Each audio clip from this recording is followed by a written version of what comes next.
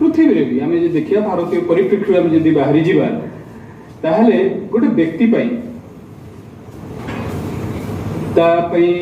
गुरु गुरुत्वपूर्ण ना शिष्य गुरुत्वपूर्ण ना पुत्र गुरुत्वपूर्ण बा संतान गुरुत्वपूर्ण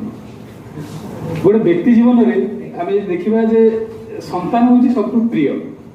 द्वितीय प्रिय होची तार शिष्य किंतु गभीर भाव उपलब्धि करवा